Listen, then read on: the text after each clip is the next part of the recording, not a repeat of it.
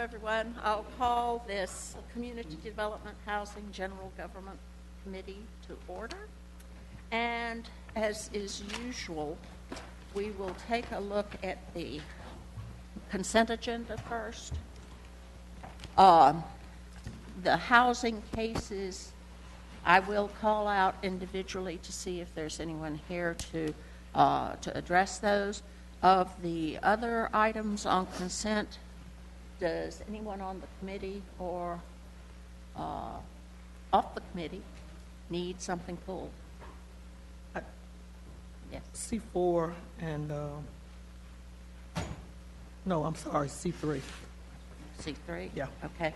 All righty, and I will pull C4 because we need to handle that in a special way. Second. Okay. All in favor? Aye. Okay, thank you. All righty. C3. Item C3, resolution approving the Housing Loan Review Committee guidelines. Mr. Brooks? Madam Chair. I'm looking for something particular from Okay. Mr. Brooks, Yeah. basically. I'm glad that over the course of the years, again, as we move forward to adjusting and modifying our policies and procedures and those things that we operate with, I just wanted you to hit on the major 1, 2, 3 highlights of what this has done to better improve the service to the citizens of Winston-Salem. I sure will. Good afternoon, Good Chairwoman afternoon. Light, committee members. This particular item is an item referencing the Rehabilitation Loan Committee. That committee is composed of the Assistant City Manager for Community and Economic Development, Budget Director, and the Chief Financial Officer. We do have the City Attorney's Office represented as ex officio officers, and all loans that are approved through the Housing Rehabilitation Program are processed in the department and presented to the loan committee for their review and ultimate approval. This committee has been operating for the past 30 plus years. I have never seen the original authorization for the committee. It's been referenced several times, but we've never been able to find the original CARF that created the committee. And the committee has operated, I guess, just from practice and procedure because there has been some consistency in the representation of city officials approving loans, I know for at least 20 years. There was a question that arose recently about that document and just what authority do they have, particularly as it relates to the amount of funds, the amount of the loan that can be approved. So this document was drafted to clearly state the roles of the committee, what their financial limitation would be with respect to loans and membership. And it essentially establishes just that. Thank you, Mr. Brooks. Again, I want to just say thanks to the staff for, and the citizens need to understand, again, as we move forward, city attorney and others, we will always find, not always, but when it happens that we find an issue with our documents and whatever, that we'll do whatever we need to do to bring them in compliance, and that is exactly what this does today.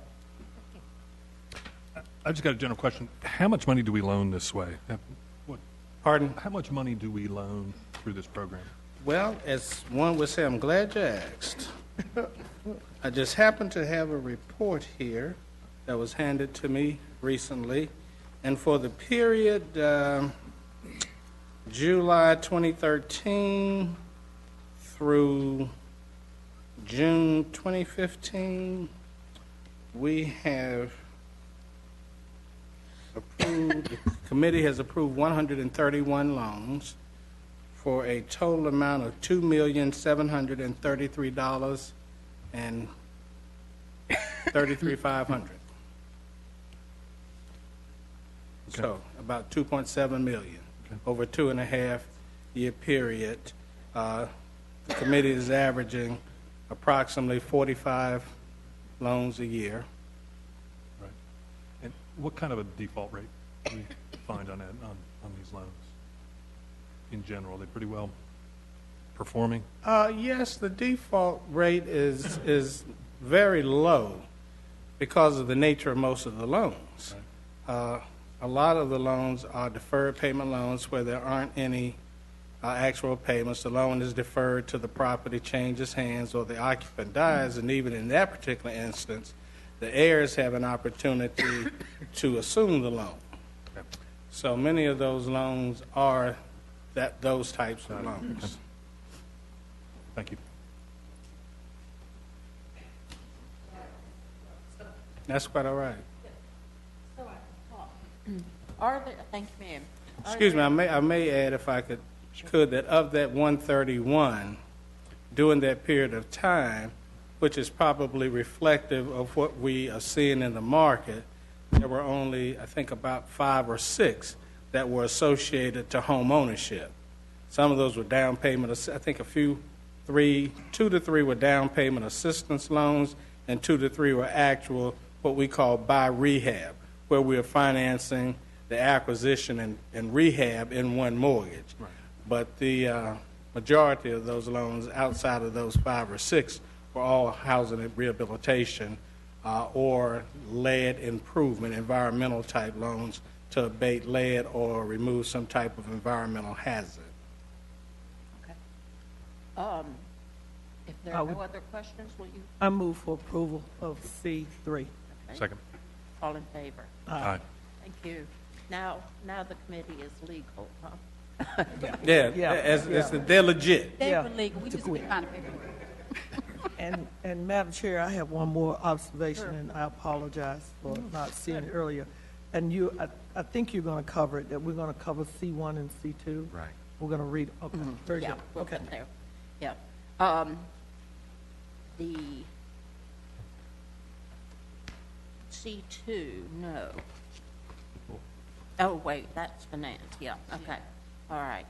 On C4, I said I was. that was heard yesterday at the Finance Committee meeting, and the way it was left was that 2 of the properties for this RUCA money were approved, 3001 Old Greensboro and 536 Barbara Jane, but the 2936 Old Greensboro was not approved. So if I could have a motion that we have the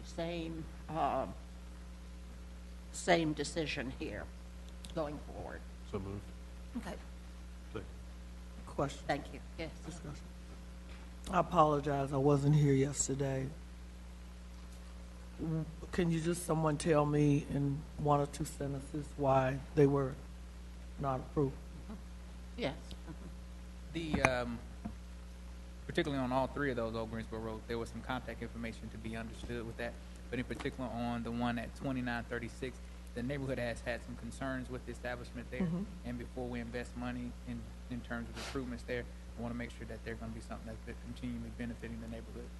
Okay, all right, I'm good. We've actually written letters in objection to some of the ABC permits and others in the neighborhood. Okay. Did we vote on that? No. No, call for it. All in favor? Aye. Thank you. So now we need to go to the housing issues. Let me get all of them in front of me.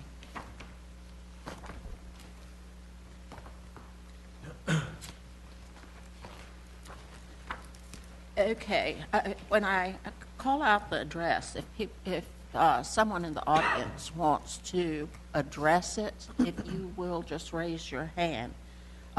618 East 28th Street? No, okay. 5119 Cobblestone Road, Okay, yes, and you are Mr. Coles? Okay, thank you. Okay, we will pull that to talk about. Did you tell me that you were pulling the 1341 Walltown? Okay. My attention span is getting shorter and shorter.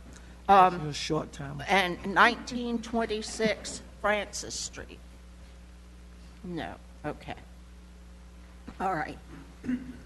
Are there any questions from the committee about any of those properties? Move approval C1A, C2C. And, yeah, all right. Second. Okay, all in favor? Aye. All right. Now, if we could have a report on 51119 Cobblestone, C2A. Good afternoon. Good afternoon. No. The subject property, 5119 Cobblestone Road, was inspected initially in June of 2015 as a result of fire damage. The property was found to be in the 65% demolition category. We issued a complaint notice of hearing, which was properly served, and a repair and demolish order also, which was properly served. The estimated cost to repair the structure is $100,272, while it only has a fair market value of $20,000.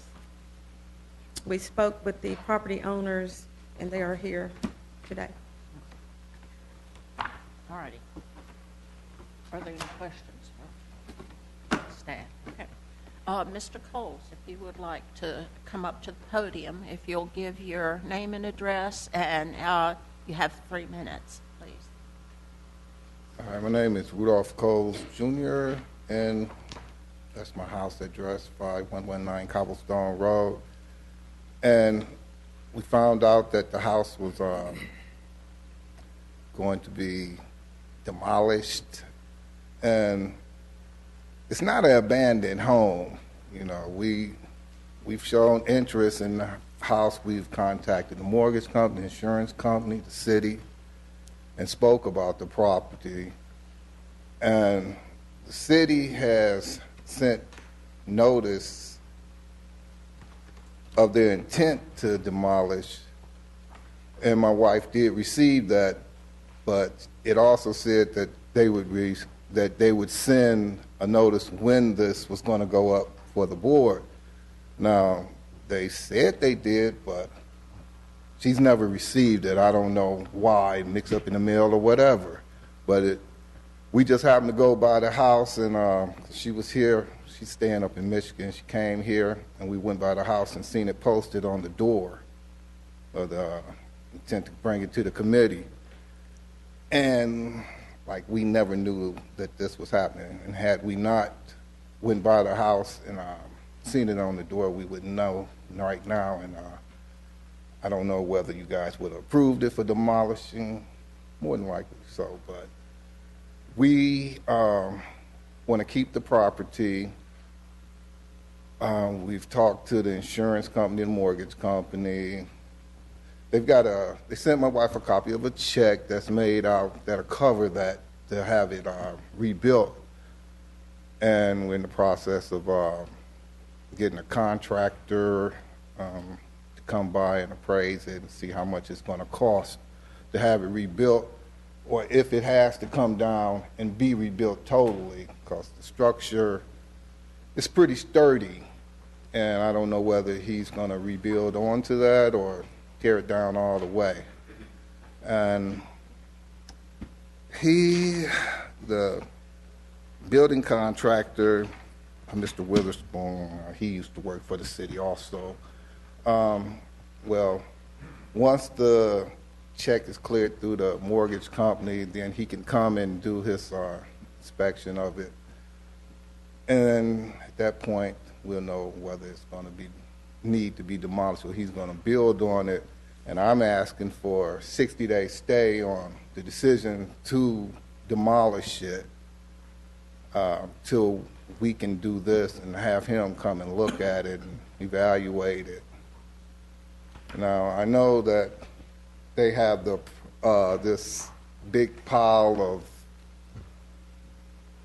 debris in the middle of the yard, and it's being put up for, they bidded on it to have it removed.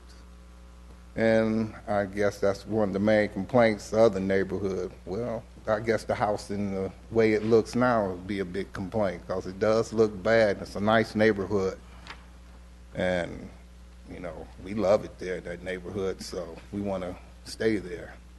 But like I say, we're waiting on the contractor to come and see about it, and he's not. And that process, you think, will take a couple of months? I'm saying it would be 60 days before we totally know exactly where we are with it. Any comments, questions? Comments Yeah. and question, Mr. Brooks, Mr. Stephanie. Can you give me the dates? I can look at this and try to glean when when it burned and the unfortunate tragedy happened. July, August? June 12th of 2015 was when we were called out to do the inspection as a result of the fire. Okay. And it was my understanding that because of some insurance investigation, the owners were told to allow that process to go through. They were not notified of clearance until November from the insurance company about whatever settlement offer the insurance company would make. For transparency's sake, all the notices were sent to Mrs. Coles at the address in Michigan. The one letter that she's referring to is the notice of this committee meeting, which is sent regular mail, but it was also sent to the address in Michigan. I spoke with her this morning in addition to Mr. Coles, and as he has indicated, they're trying to determine whether or not they want to secure a contractor to try to save the property or to sell it to someone and have that person do something. And what I shared with him this morning, if they're interested in selling, it would be very helpful for us to speak to whoever that person is to see what their intent is, to make certain that they intend to do something and do it in short order. Mrs. Coles was not amenable to sharing any information on that. So we have indicated to him that should this process go through its normal channels, it would be about 60 or 90 days from this upcoming Monday before the actual demolition would occur. So he's requested that time frame. The two piles he's referring to, when the fire department was there, they pushed all of the debris together. Yeah. And we have a separate environmental case on that actually expires today. And we've received estimates to remove it. Mrs. Coles indicated that she would want a delay on that because there are still some salvageable clothes and other items that she would like to get out of that pile before it's removed. But the expiration on the environmental violation expires today, and we could take action on that anytime after today. Would it? Go ahead. This is in the North Ward, and I have gotten more than enough emails and telephone calls, probably more than I've ever had, for a situation like this, for a house to be demolished. As you said, you are correct. The community is a very stable, nice community, and they have waited patiently for something to be done. I cannot sit here and say that I am not feeling how they feel. I understand. Again, I had an issue like this next door, and it was there for a pretty good while, in spite of being told over and over again that the owners were going to do something. Well, it got to the point where I was tired of looking at it, my neighborhood was tired of looking at it, and we let the city do the due process of having it demolished, graded out, planted some seeds, green grass, and it's still like that right now, and that was 16 years ago on my street. When I saw the pictures of this, I hadn't seen the pictures, but I saw them shortly afterwards when all the phone calls started to come. and the concerns. I feel very badly for you and your family's tragedy, but because of the way of the world is right now and people in their neighborhoods, and we encourage people to own it and to be a part of it, your neighborhood and your neighbors are no longer satisfied with this. And they expect me as their council member to bring some type of ratification to the situation. I don't know what the committee will vote. I know what I'm going to vote. I'm going to vote to go with the orders that the Community Business Development has handed us. I'm going to also hope that they will follow up on the environmental issue as well. With what we got going on in the country now, everybody is on edge about anything that can seep into groundwater or be in water or whatever it is. So I'm going to also be supporting that as well. Again, I don't have the, call it the patience, to wait for 90 days or whatever, and then in 90 more days, if it's still like that, maybe the pile is gone. But my constituents and your neighbors still have to look at this every day. Again, I don't want you to think that I don't care. I care. But I also care about the fact that we encourage people to own and be engaged and empowered in their neighborhoods. Whatever the insurance company and the mortgage company, whatever that situation is, I don't know. I expect Mr. Brooks and the city manager and our attorney to figure that out. But committee, as the council member of the ward, I will be voting for demolition. Well, and in fact, there will be that 90-day delay. So I would suggest that that should be more than enough time to get the contractor, the insurance people, and whatever to sort this out. As far as the environmental piece, who can give a week or two extension to allow Mrs. Coles to go through and pick out things that she feels are salvageable? Just for your information, Chairman Light and members of the council, the inspector is authorized to issue a 7-day extension without authorization from the office. Anything beyond a 7-day extension would have to be approved by the director or assistant director. In this particular instance, if you want to give that extension and allow for a 7 or 14-day extension, we can, you have the discretion to do that. Does that suit the council member of the ward to give them 2 weeks to find stuff in the pile?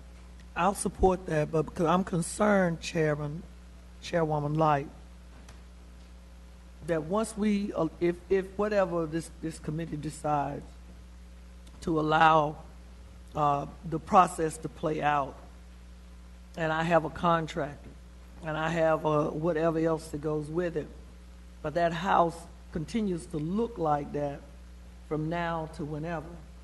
And that's the part that I'm concerned about. I know it's part of the process, but if the house, that situation doesn't change, children, rodents, whatever, I am very concerned about that. That is beyond what I would expect to see in any neighborhood in the city of Winston-Salem.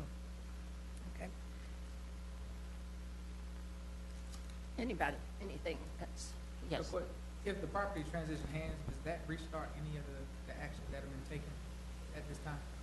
No, it goes with the property. There was a less pendants filed on this, so the action goes along with the property.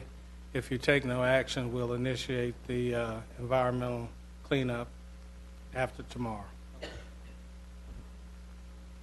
I defer to the council member of the ward.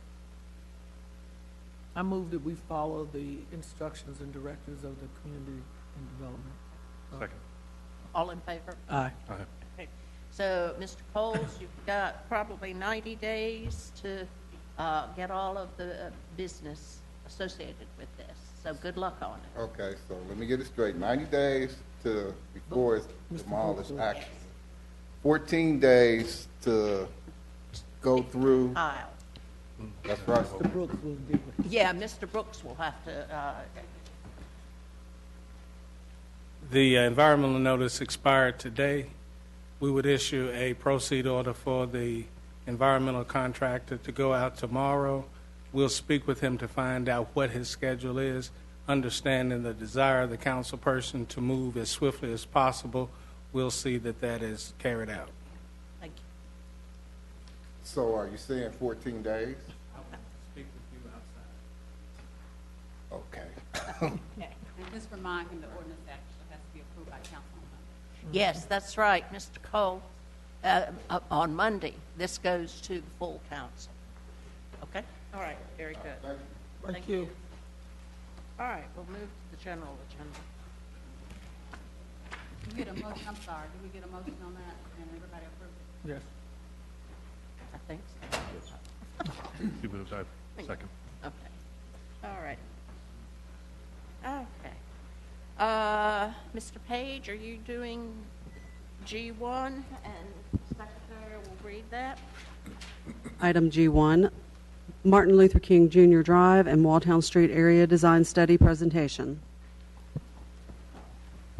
Good afternoon, Chairman Light, members of the General Government Committee. Good I'll sort afternoon. of kick this off, but as you recall, back in December of 2014, the council authorized contract with SJAC and CDC to do a study of the MLK and Walltown area to create a detailed revitalization plan for the area.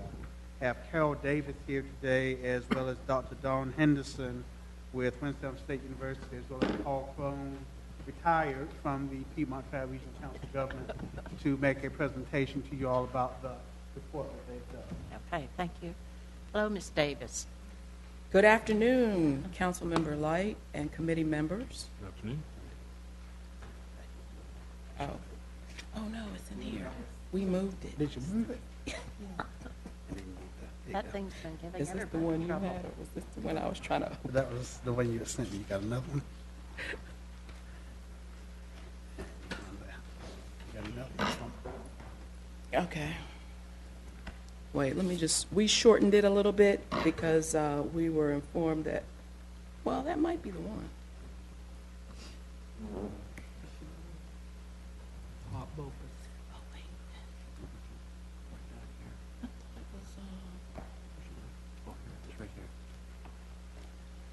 God. Are you looking for your? I was looking for my file in the Lex. Is this it? No, it's not this. I'm sorry.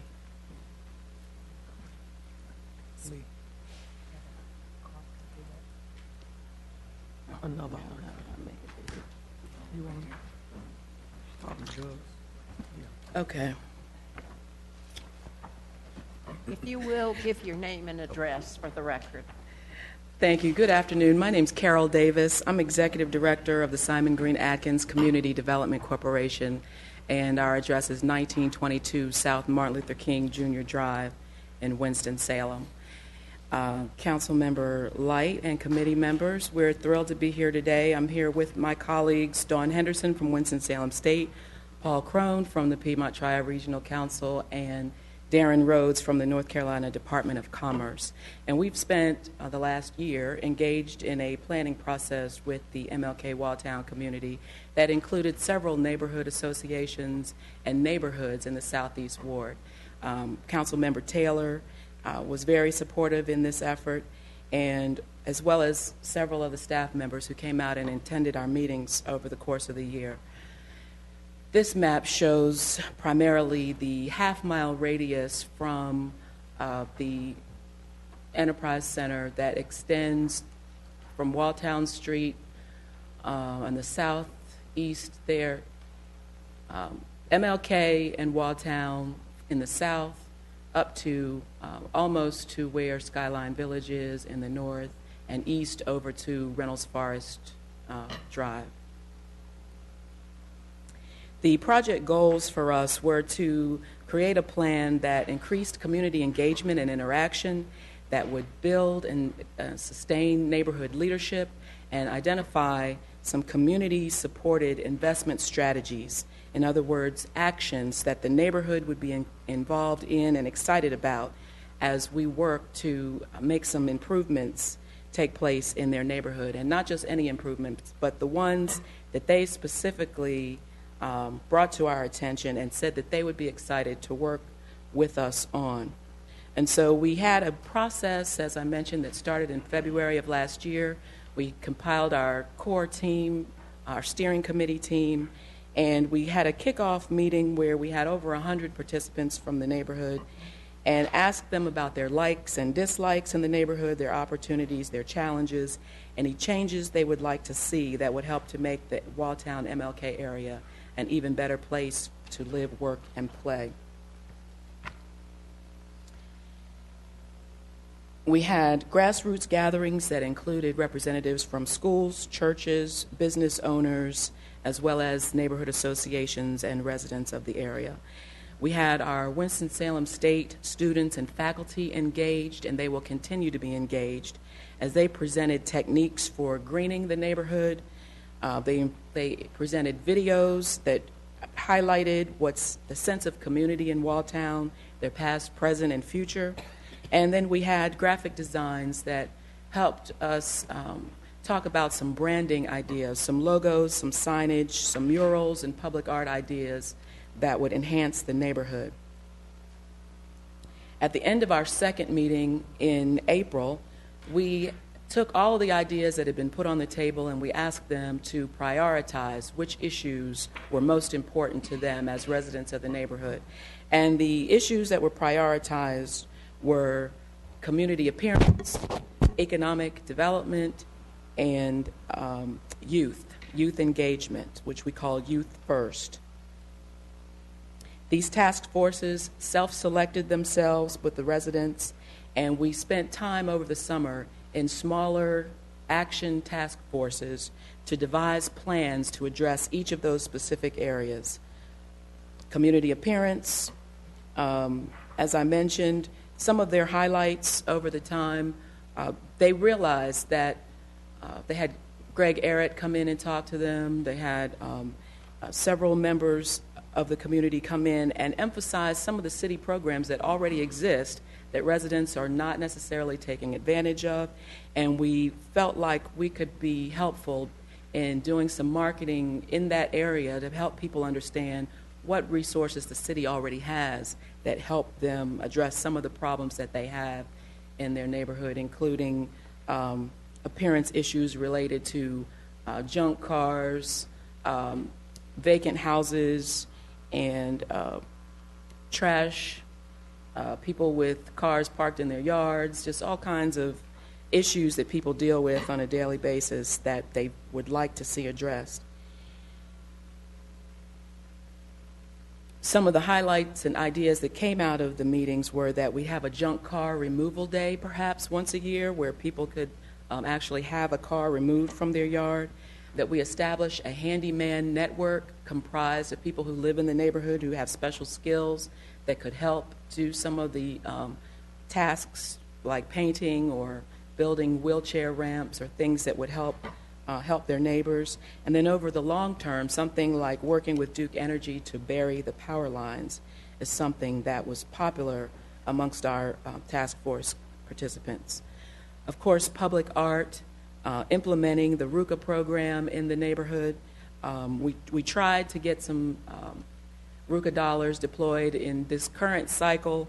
However, we couldn't find at the time a merchant along the Walltown area that would work with us on a RUCA project. So we hope that through these efforts, we'll have the relationships in place so that we'll be ready and have projects identified to move forward next time that opportunity presents itself. We also had the Economic Development Committee that was led by Darren Rhodes of the North Carolina Department of Commerce. And some of the highlights that came from that committee are I'm skipping ahead because I want to, in the interest of time. We have we were informed by Darren about the concepts of good money, bad money, and neutral money, and how we had grocery stores, gas stations, and restaurants in the neighborhood that were good money. They brought good money into the area. We had a net positive flow of cash into the neighborhood. But then we had other things like car dealers, general merchandise, health and personal care items and services that people leave the neighborhood to obtain. And so some of the strategies that we talked about in our groups was how do we focus on developing businesses that can capitalize on keeping more money in the community rather than seeing people have to leave to obtain the products and services that they need. One of the popular ways that was mentioned is to do more in terms of networking with the small businesses, have them come together on a branding project where we could have some signage and wayfinding opportunities, have festivals that show that the area is a melting pot of cultures that can be a positive thing to attract people to the neighborhood. And we had presentations from experts and business owners like Dr. Anthony Okafor, who recently opened the Triad Choice Pharmacy.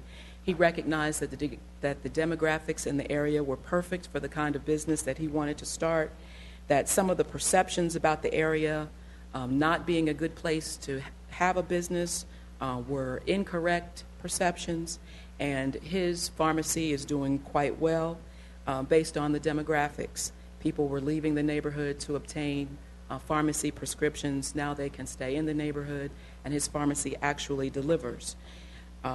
Using the same demographics, he determined that a doctor's office would be a good investment in the neighborhood, and there is one opening now right on Walltown in the Goodwill facility there on Walltown. Also, because of the affordability of property in the area, we feel like there's a good opportunity to create artist housing, senior housing, veterans housing, specialized housing to meet the needs of different populations in the community that are not represented. And my colleague Don Henderson will talk about the youth task force and what they discovered. Good afternoon. Hi, I am Dr. Dawn Henderson. I'm representing Winston-Salem State University. Greetings again, City Council members. Just to kind of give you a little bit of context, and I know in the monitoring of time, we really began to engage youth after our first initial meeting, and we realized that youth were an asset given the demographics of Walltown, that we really needed to engage them early in the process. So students, undergraduate students with Winston-Salem State University reached out to Boys and Girls Club, reached out to students from Carter G. Woodson Charter School. One of my colleagues, Dr. Russell Smith, reached out to Forest Hill Elementary School to try to understand how youth were thinking about their community and what they identified in their community.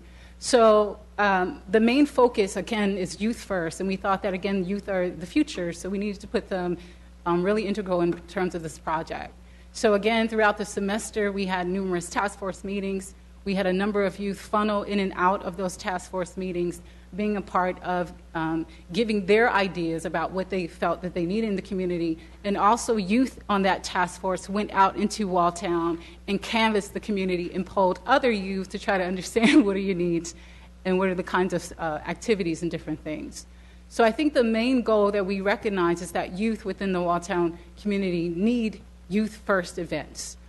We talked about organizing a youth-first events where there could be job opportunities, giving opportunities for the students, the young people, to talk about their own talents, helping the young people engage other young people in developing a youth organizing board or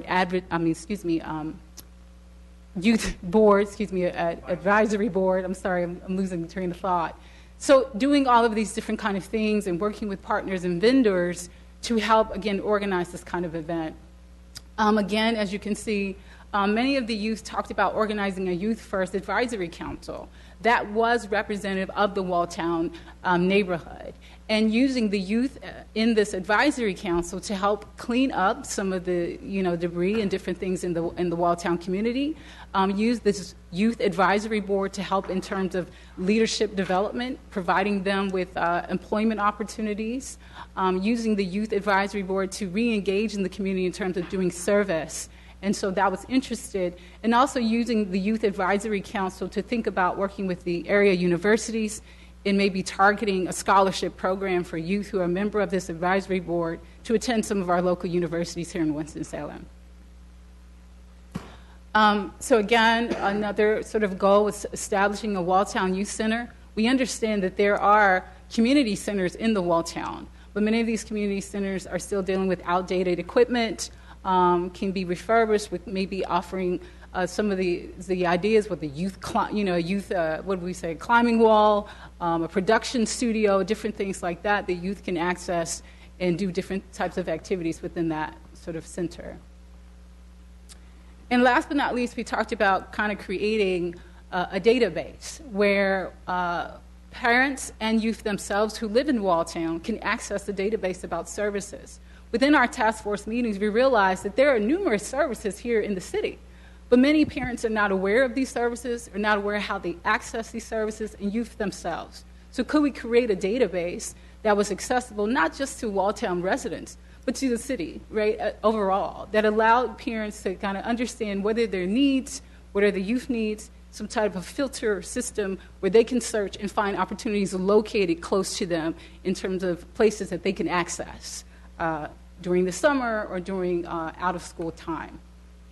And so thank you so much for my portion. I'm talking rather fast. Thank you, Dr. Henderson. So in conclusion, I'll say that I would like to just bring your attention to this slide that was created by Dr. Henderson, where we emphasize that our next steps are to continue building a coalition of stakeholders in the area who will assist us with implementing the ideas that arose from this process. And we have commitments from, obviously from Winston-Salem State. Their faculty and professors will remain involved. Paul Crone is going to remain involved. Darren Rhodes is going to remain involved, as will, obviously, that Simon Greenack and CDC. And we recognize that many of the city programs that will be available for us to partner with and take advantage of, including RUCA, the support that you've already provided for the Enterprise Center, and new developments such as the Quarry Park, the Sedge Garden Recreation Center, the new police substation coming to the area. There's also the MWBE program that we'll be working closely with, the Small Business Development Program, the housing programs that currently exist. And we see this as this process, this 12-month process, was an opportunity to develop a foundation from which we have garnered some partners, but we'll continue to build an infrastructure and strong partnership so that we can move forward and hold each other accountable to create the change that the neighbors are going to work with us on. So immediately we will be taking next steps, including establishing an office at the Enterprise Center with a community liaison who will be dedicated to pushing these efforts forward. We'll be working on a branding strategy. We'll be working on leadership training to help develop the capacity in the neighborhood amongst our partners. And we will be working together to seek funding and resources for the ideas that were presented. We will improve communications with the newsletter and social media that will be shared in the community. And using the asset-based model of community development, we asked all of our participants to share with us what their talents, skills, and interests are, and had them self-select which committees and which action teams they would like to continue to be involved in. So we now have a database of people in the neighborhood who we can call on to be responsive to working on these tasks with us as we move forward. And again, we thank you for your support, and we will be keeping you apprised as things progress. Thank you so much. That's really exciting work. Paul, did you have anything that you wanted to add? Mr. Crone was part of this process. Only that we're so grateful for the opportunity to be able to work in this community, and we're really excited that this foundation has been built, and we're expecting some really great things to start happening and getting lots of other people involved. And it's been a real thrill for us to be part of that as the regional council, but also now as a retiree, I get a chance to actually work down in the community a little bit more, so that's fun too. Very good. Thank you. They're lucky to have you. Thank you. Give his name and address. If you will, hop back up and give your name and address. Paul Crone. I live at 519 South Hawthorne here in Winston. Thank you. Hi, Dawn Henderson. I live at 3228 Emery Drive, 27103. Thank you. Okay. Very good. That is exciting work. Madam Chair?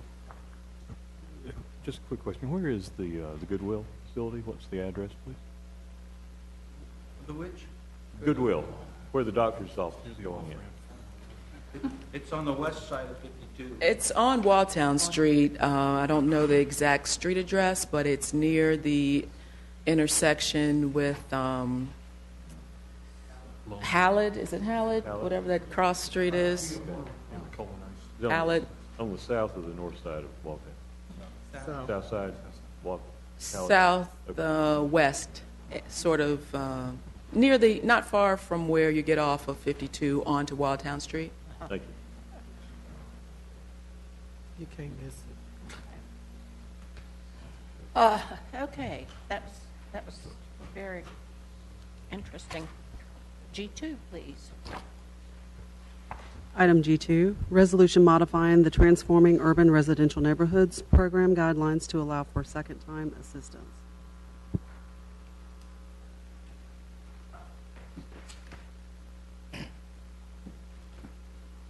Good afternoon again, committee members. This particular item involves the TURN program that we presented to you maybe 1 or 2 months ago. Currently, the TURN guidelines don't provide for second-time assistance. The maximum assistance available is $45,000, but it does not provide for second-time assistance, which would be individuals who received some prior type of city financial assistance before. We've received a request to have the program guidelines amended. Well, and on the current second-time assistance that operates in our regular rehab program, one could get the difference in what they received up to the maximum of $45,000. So if we took an application, the max is $45,000, someone only received $15,000, they could return a second time or a third time until they reach the max of $45,000. We did not provide for that in the current TURN program. It was simply second-time assistance would not be provided. This particular item would allow for second-time assistance to be provided to those individuals who have received prior city assistance, and they would be eligible for an additional $45,000 of TURN funds. However, the assistance would still be based on the homeowner having sufficient equity and or the appraised as repaired value. So in that same scenario, someone has an existing city loan, the balance may be $45,000 because it's a deferred loan. They're eligible for the second-time assistance, but depending on the amount of equity, the appraised value would determine whether or not they're able to receive any additional assistance, and so forth. It would probably work good on those cases where the loan has been reduced for any reason, which would normally be it's a direct payment loan, and the loan has been reduced down to a certain amount, and that person would then be eligible for some additional assistance because they do have equity in the property and or the as repaired value based on time would have increased the value of the property. So this item, if approved, would allow for that second-time assistance to be available. Mr. Brooks, does, in agreeing to make those loans, or income tax returns, whatever, check, to make sure that people are not overburdening themselves financially? Absolutely. Yeah, you would have your normal underwriting criteria that they would have to undergo in order to be approved, and a prior assessment made. I'm assuming that you'd look at some debt-to-value ratio, loan-to-value ratio, which would include the as-finished price.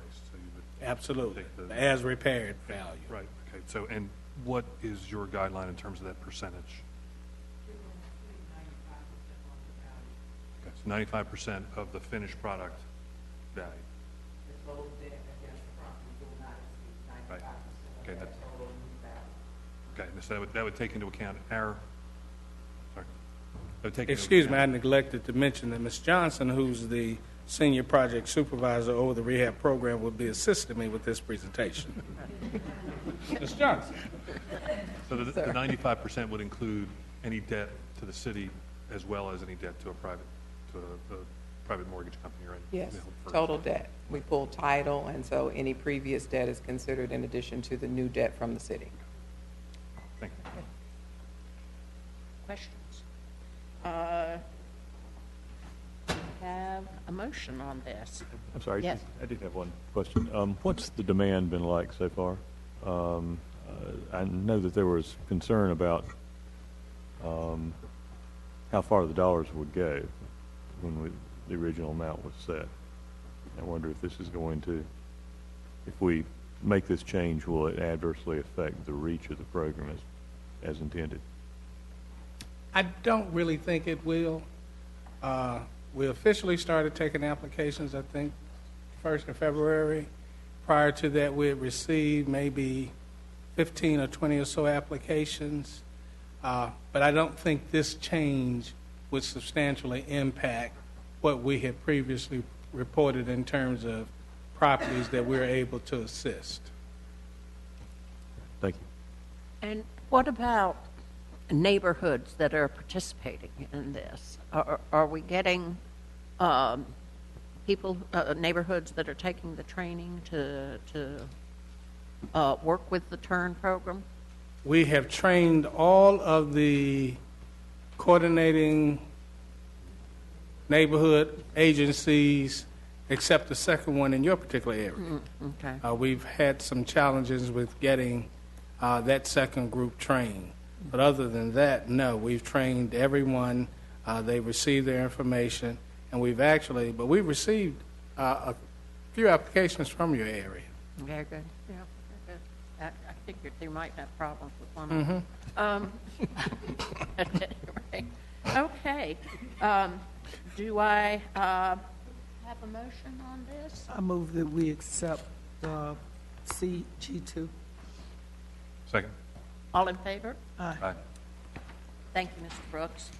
Well, you might as well stay up there. I think so.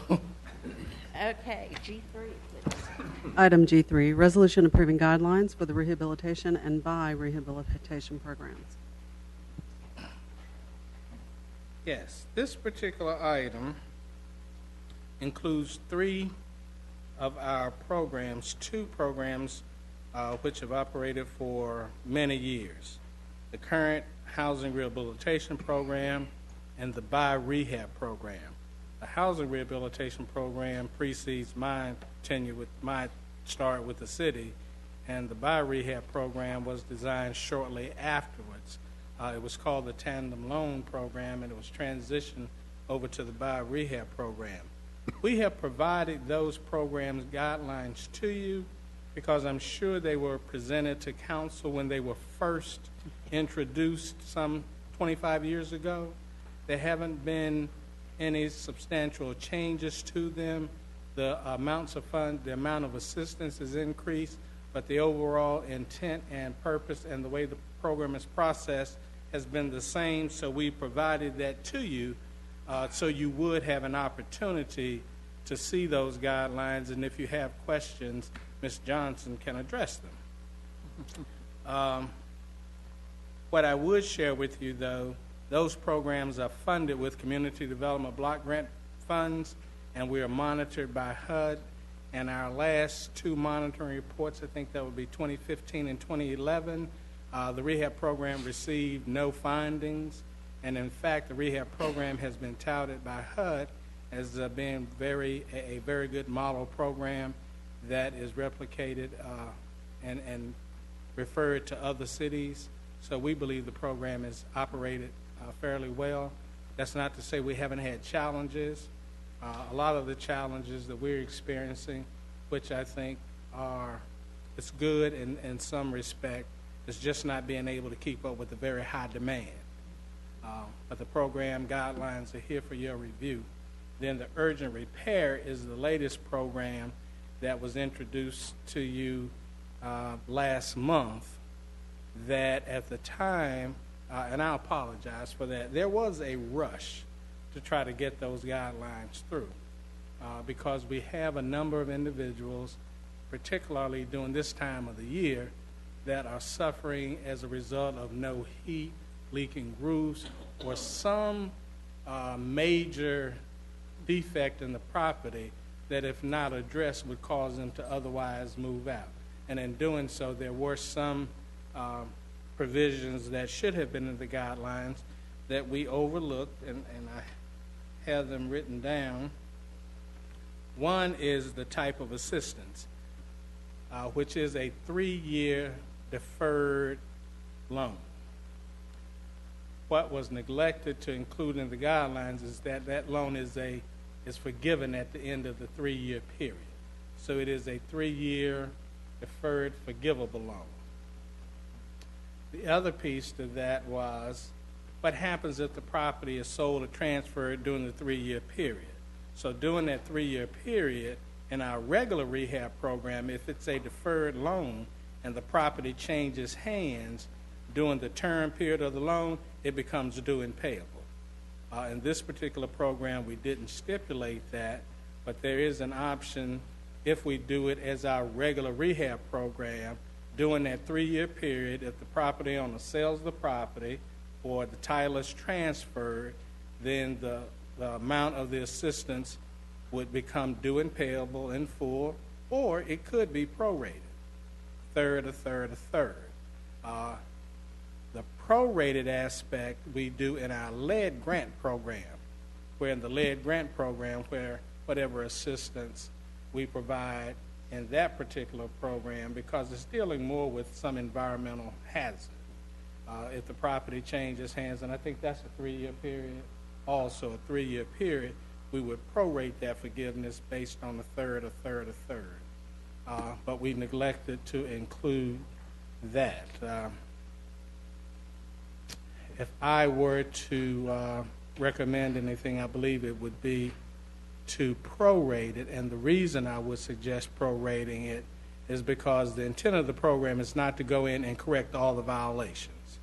You're there only to keep the occupant in the property to prohibit them from moving out because of some catastrophic deficit. So we're only fixing a roof, or it could be as a matter of fact, I got a call today. It was about a roof and a bathroom floor. Yesterday it was just about a heating unit. Now, we haven't gone out to make that assessment, but we'll do that. What also the intent of this program was to design a program that could be somewhat of a quick way of addressing some of these problems. In our current program, you submit an application. It takes us about 3 or 4 months to process that application, get all the paperwork, just go through your normal underwriting criteria to be able to tell you whether or not we can do the case after we get bids.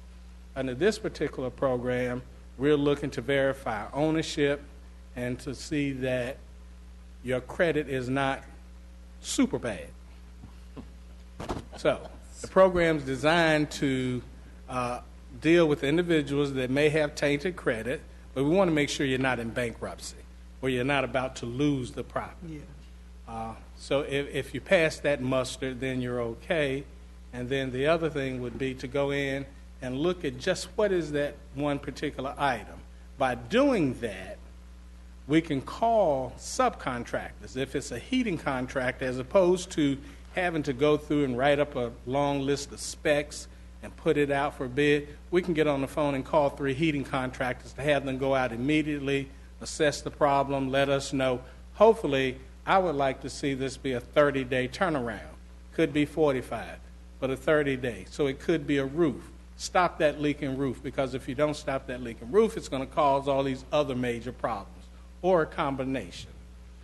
The other intent of the program is to give us an opportunity to start working with small contractors.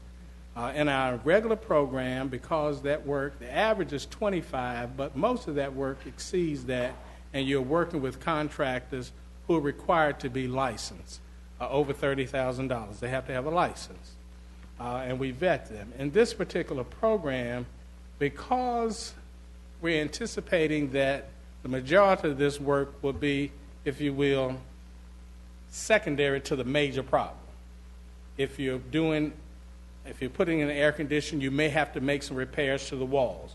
You could have a major plumbing problem that's caused the floor to deteriorate. You need to fix that. So we believe these are the types of repairs that, as you just heard from this presentation, you may have a number of folks in the neighborhood and individuals who are contractors that you often hear about working out the trunk of their car that are able to do the work but just don't have the wherewithal to handle those big jobs. So we would want to identify those individuals and begin to work with them, not only to get them employment now, but also to start mentoring them with other general contractors so that they can grow their business and expand to some point to be able to move out of that small category into a larger category. So we think it would be a win-win on several different fronts. I think I've covered my three. Oh, assumable. The third one was assumable. In our current program, the loan is assumable, and we would want this also to be assumable. So if the person died within that 3-year period, the loan could be assumed based on the same terms if that person, whoever inherited that property or took title to that property, met the criteria. Thank you. Are there any questions, Mr. Brooks? I do have one. What's the major difference between the housing rehab loan program and the TURN program? I mean, they both seem to be fairly similar. And the TURN program is $45,000 that's available, and at the end of the 5th year, if you're a property owner, the balance the balance at the end of the 5-year period, if you met all the criteria, is forgiven for a homeowner.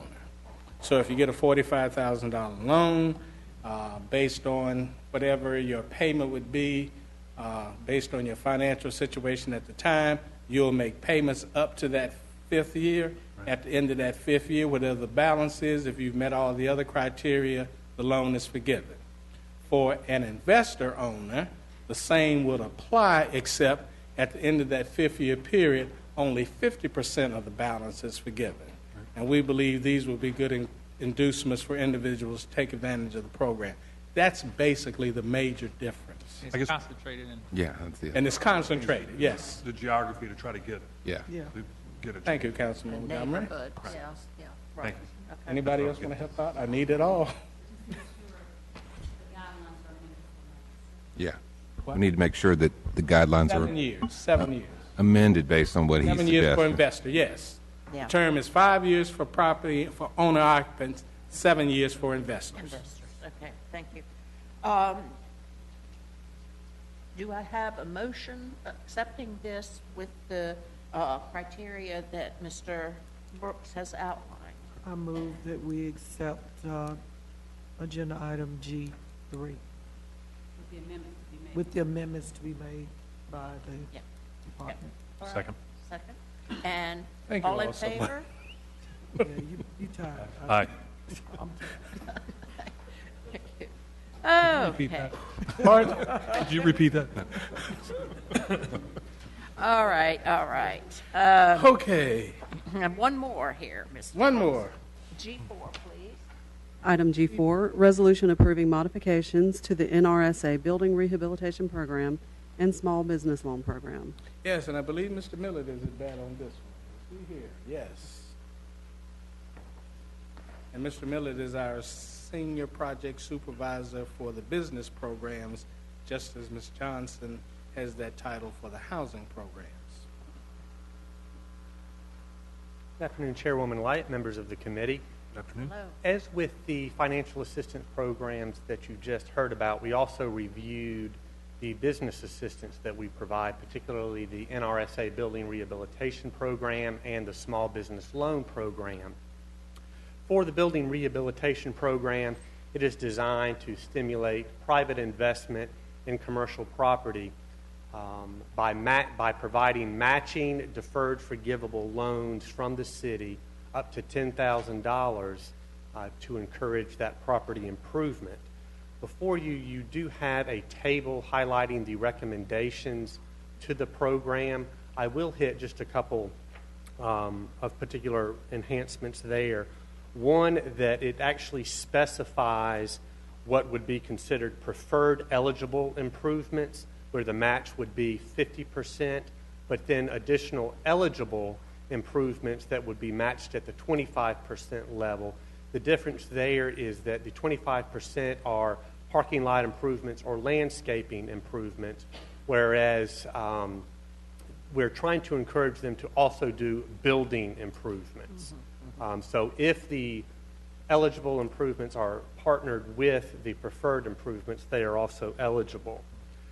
We are recommending that the period for the deferral and hopefully forgiveness be reduced to 3 years from the current 5, and defining that that would be forgiven if the property and site are maintained in building code and zoning compliance, again for the 3 years, and that the owner has not been cited as a chronic violator by code enforcement during the 3-year period. We would also recommend the creation of an internal review committee to consider the building rehab applications. Currently, they are considered just at the staff level. We're recommending a committee review those. If the internal committee recommends the project, it would then go to the Small Business Loan Committee, which is a sitting committee for approval of those loan applications.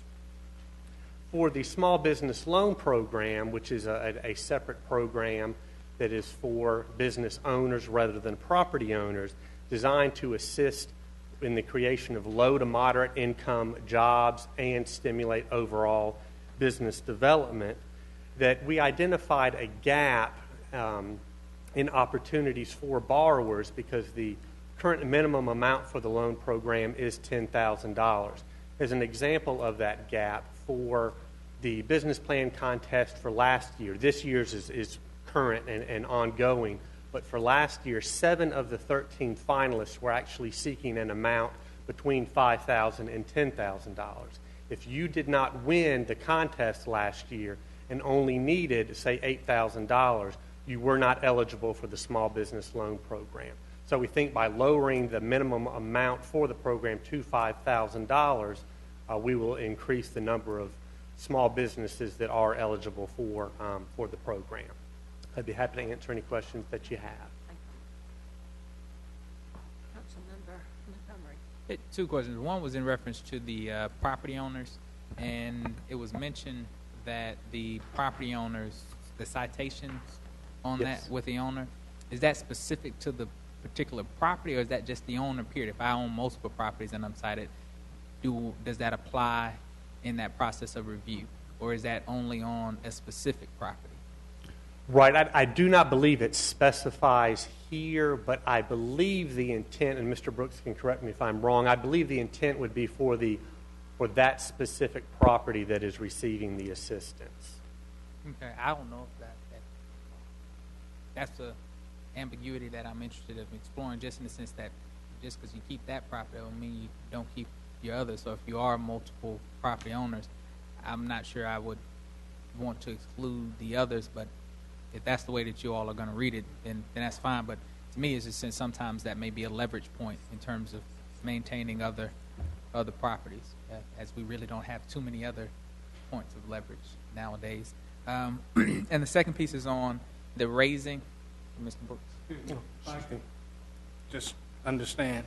So you would like to see the chronic violator provision apply to all property, any property that applicant would own, not just the property that the assistance is being requested for. Right. Sounds reasonable. Mm-hmm. Yeah, sounds reasonable. That needs to be clarified. typically it does apply just to property that's being assisted. Then that's one change we can ask to make on this. Yeah. And then the second question is, out of looking at the small business loan competition, which is something I'm very excited that we continue to do now, but and the dollar amount spread, where would the micro enterprise loan program potentially integrate in this? Because one of the things I was under the impression was that for those other groups that were not able to get some of those funds, we were attempting to pull in the micro enterprise loan program as we do some funding there to try to help support that. And so if we lower ours down, do we then come in competition with another organization that we help fund? So that's just the point I just want to make sure we understand. I do not know the actual thresholds for the microenterprise loan program. I know generally that those loans do tend to be from a few $100s up to several $1,000s. What is a few and what is a several, I do not know. That would be some interesting information to understand. Yeah. Do I have any more questions? Okay, and then Chairman, yes, if you will, before you take a vote, again, for transparency, when we presented the guidelines, and normally we would not probably have this type of discussion on the guidelines, but when we revised the RUCA guidelines, we requested that when an application is submitted, we want the applicant to submit 3 estimates of the work that's done with the application. Just want to change that order of submission. I think what was truly intended when an application is submitted, they submit the application with the scope of work and an estimate of the cost of the work, not necessarily the 3 estimates at that time. If you are an applicant and you've gone to a certified engineer and you have costs, that's great. But if you are someone that's not accustomed to doing this, it puts you in a position where you're kind of out there fumbling trying to get these estimates from folks you may not know. You haven't had any technical assistance on that. So what we would like to see is that with the submission of the application, what's submitted is the application, a scope of work, and an estimate of the work. Once we have the scope of work and the estimate, we can then determine whether or not you're capable of getting that final cost yourself with the 3 estimates, or you need technical assistance. And if you need the technical assistance, we can then help you to get that and go through that process. So that's something we would amend the guidelines in the RUCA program and the business programs with respect to what's submitted at the time of the application and how it's vetted through the process, if you will. that makes sense. The one question I have is, do we have in those guidelines anything that says, I mean, you can go out on the street and get someone to estimate what it's going to cost, or it has to be a certified somebody? Well, depending on the scope of work, on some levels you're required to be licensed to do it, and in other cases you may not. But in all instances, whatever contractor that's submitting an estimate would be vetted through our construction process. And normally what we do is require prior work that's been done. We try to talk to clients to check the satisfaction, look at financial resources. So they go through a vetting process before that award is made. And generally on these larger projects where you're dealing with established companies, it's not as critical to do that as much as with your contractors that aren't normally, if you will, in the game. Do I have any questions? Yes. The last piece that you mentioned, that the being able to review for that technical assistance, is that across every other program in the sense of the organization? In what organization? In community business development, when it comes to any other contracted services or those kind of things, we're not going to do that contract. Yeah, actually, in the majority, if not all of our housing rehab programs, when an application is submitted, Generally, we meet with the applicant, go out and inspect the property, determine what violations there are, and the scope of work is actually prepared by our office in conjunction with the property owner. Now, there are some instances where that person may have already plans from a contractor. In that particular instance, they go through that same process. They're vetted. So I guess, in short, yes. All right, I just wanted to make sure, because I think that's a good policy. Mm-hmm. If there are no other questions, do I have a motion to accept the recommendations for the changes in these two loan programs, including the difference in the flow of material that you've mentioned? Okay. As well as the chronic valley. Yes, yes. Right, very good. Move to approve with those changes. Okay. All in favor? Aye. Mr. Brooks, you've had a workout today. Thank you. Yes, thank you. I wore my workout outfit. Okay. TMI. Okay, one more. Item G5, update on website privacy policy change.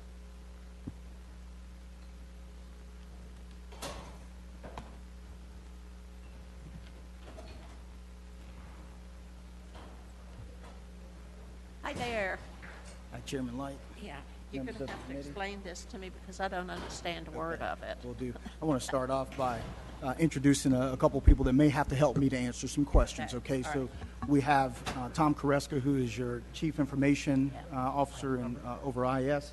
We have Lynette Shaw, who is our Web Content Coordinator, works with the departments to keep their websites up to date as well as social media. On the front, we have Nandria Ward. She works with Media Placement Services. They help us to place advertising. And Doug Atkinson is an expert on the technical side. Is going to help us to answer some of these as well. So on the presentation you see here, we have used digital advertising since 2014, and what our focus has been to find people really where they are. And so we've placed advertisement in social media areas like Facebook, Twitter, YouTube, Pandora, as well as Google. We're working on Instagram now, and we've done some of that with a focus on behavioral targeting, so finding people searching for different things. We've also done it geo-targeting, so looking at certain zip codes for different types of communications as well. As we go to the next slide, you'll see some examples of projects we've done. We worked with the police department on unsolved homicides that were happening in the 27105 and 27101 zip code area. Working with the police department, we set a profile to say we were looking for African-American adults 18 to 30, and they were using, folks who were using YouTube, because what they wanted to do was to get the word out about these unsolved cases and to see if we could get a break in the case. So we did direct that advertising there. We had 10,000 viewings, and we received 3 phone calls to our tip line.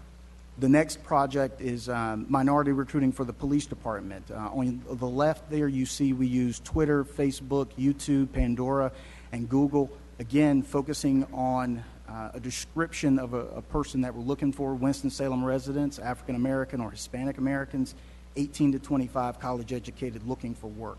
And so you'll see some of the evidence of that effort. 2,500 clicks to Pandora, Facebook, Twitter, and then another 70,000 viewings on Facebook and YouTube. How to fry a turkey, this was November. We did a video that took kind of a comical look at the right way to fry a turkey, so you didn't end up calling the fire department for help or anybody else for help on Thanksgiving Day. We were targeting men in Winston-Salem who used Facebook, who were between the ages of 25 to 65, had identified within Facebook that they liked turkey frying, grilling, barbecuing, cooking, these things. So 15,000 plus viewings in that area. And then the last example, Moonlight Madness 5K, looking for runners. So we were looking for runners across the triad. Again, this is a combination of geo-targeting as well as behavioral. And we're looking for people who had, through Facebook, liked the apps Map My Run, Strava, or things like Runner's World Magazine. So what you see from this is all of those areas I told you about from the beginning, we can use them in different combinations to reach certain people to provide various information. What we are missing from that, kind of toolkit is something called retargeting. And so on the next slide, what you see is really a very simple description of it. But retargeting will allow us to use cookies on the website where we'd have a strip of code that when someone comes to the city's website, and in the example there you see the gentleman's on the leaf collection page. If we put that code on that page, then that attaches to their device, whether it's a laptop or it's a smartphone. And then in November, when we send the word out that, okay, leaf collection is about to begin, then we send the ad out to a network of websites. And when that person, that device, finds that or sees that device show up on the website, it delivers our ad. So you see on the second page there, or the second shot, that person is on WebMD, and there's an ad at the top of the page for leaf collection time is coming. So if we'll go to the next slide. So what's the difference? Right now, we don't collect data. We don't use cookies. And what we're proposing is that we explain within the city's privacy policy on our website that we do use cookies to engage previous users to come back to our site only for government information, and we would still offer within that privacy policy information on how to turn off their cookies if they chose to. If we can go to the next slide, a very important note that we find here is we believe that most users who are concerned about privacy with regards to an item following them around the internet probably already have their cookies turned off.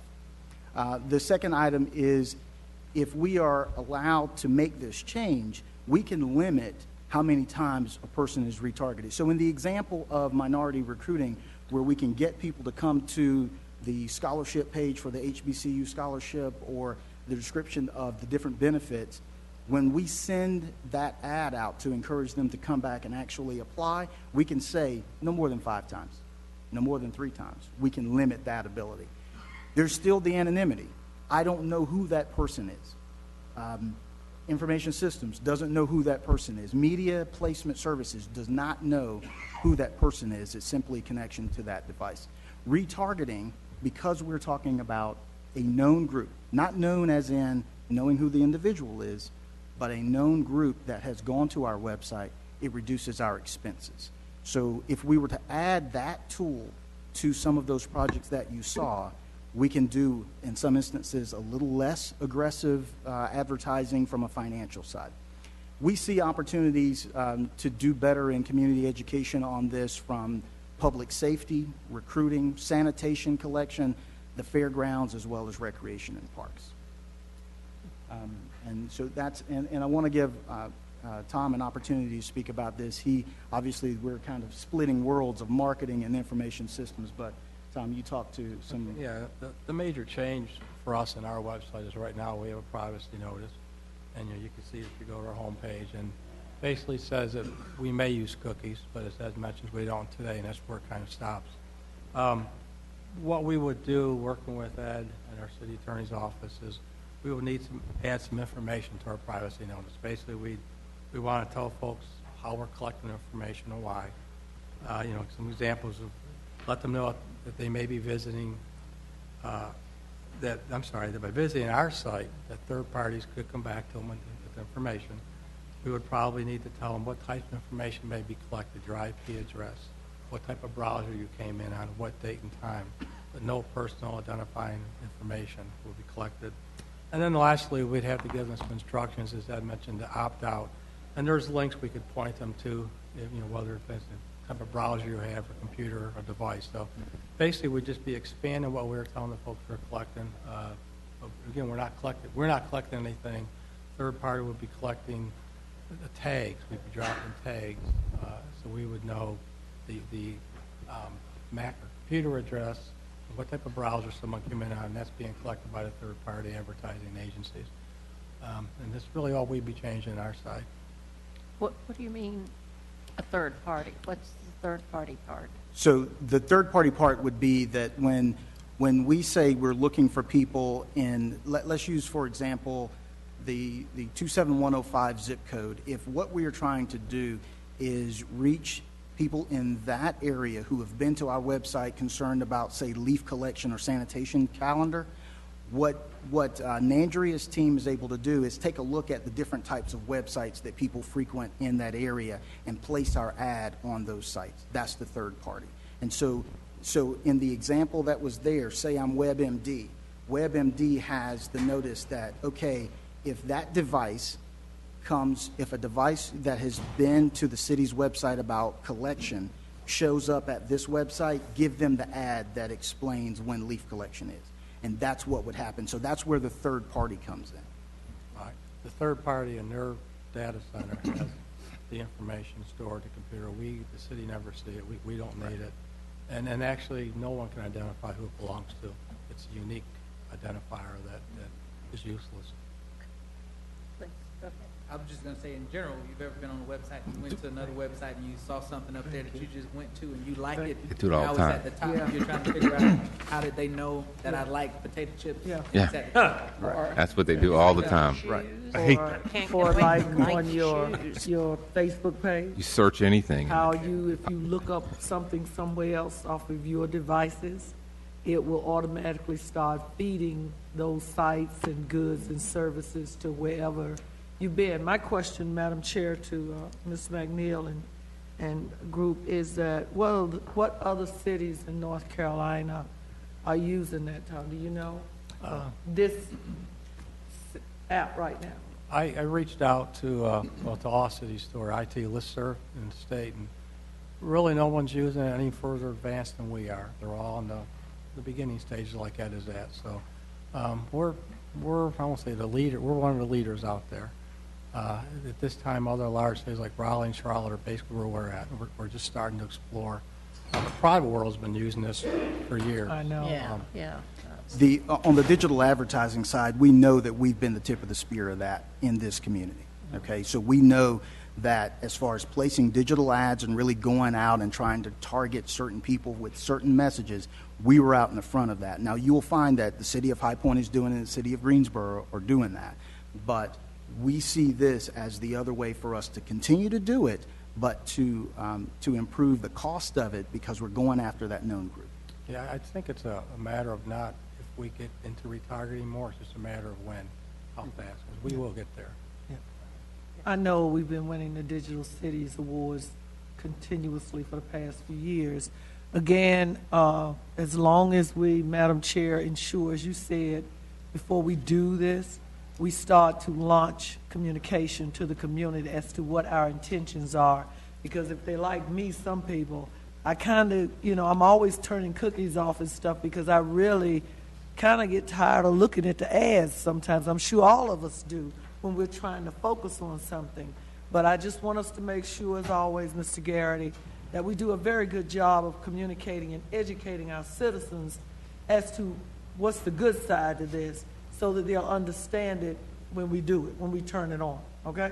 Understood. Do you mean I could get rid of the Nike shoes if I turned off a cookie? You don't have to keep looking at it. Tom can teach that. Oh. But you won't get Papa John's commercials either. Yeah. Okay, all right. Are there, yes? Yeah. So the concerns that I have is, first of all, that we are in fact anonymous, and we're going to contract with a third party to gather this data. What assurances do we have that those analytics don't go beyond our use? Let one of the third parties speak. Doug is. Hi, Doug Atkinson. It's just the industry standards. So whether you're talking through any of the associations, the Internet Advertising Bureau or the 4As, any of the associations, it's just kind of standard to that data collection. There's not personal identifiable information is not collected. All it's doing is tracking your browser on your computer. So it doesn't know that it's Doug Atkinson who lives at a certain address and there's my phone number and all that. It just knows that that browser has that cookie on it, so it tracks me to a WebMD or ESPN or CNN, and it serves me those ads on those various websites based on that cookie on that browser that has been to a particular site on the City of Winston-Salem page. So if I wanted to sell leaf blowers to the general public and I wanted to sell in 27105, I could track that data, say who's been to the City of Winston-Salem's website to look at leaf collection. No, you could not get to that data. No. Okay. You can't sell that data anymore. No, yeah, no one can sell that data or has access to that data. So another, not example, another company can't come in and use that data to market with. You're the firewall. Yes, it's kind of built-in firewall from the industry, for the internet advertising industry. It's just built in as you can't get to that data. There is a self-regulating, it's the Digital Alliance, it's a self-regulating group that these folks belong to, and they have, I've looked at their practices, and any group we work with, we will make sure that they abide to this, and they're regulated by the Federal Trade Commission and Better Business Bureau. So. And my concern is that we don't turn our citizens into the product that somebody else monetizes. Understood. Okay, and I tend to be probably in the other direction on privacy. I know an awful lot of the products out there that allow you to anonymize yourself, but I don't think everybody is really. And talking to people, some people are concerned about it and some people aren't. So, I mean, that's kind of an individual choice, but I would hate to see our information made available to anybody that was going to monetize it. Yeah, it definitely would not be sold or used that way, for sure. Thank you. Do I have a motion to let us do cookies? Move for approval. Second. All in favor? Aye. Okay. Is there anything anyone would like to bring up? We're 3 minutes into Dan's time. I'll just note, Public Works will start at 10 after. Okay. And I did want to say before we quit, Commissioner Kaplan is here. Hello, welcome. I guess you're here for the next meeting, so good to have you. Attorney Carter. Councilmember Light, was that last item for approval or? It's just for information. For information. Just for information, but we'll. Oh, okay. But it's nice to get the direction from the committee, though. Yeah, okay. That's the resolution.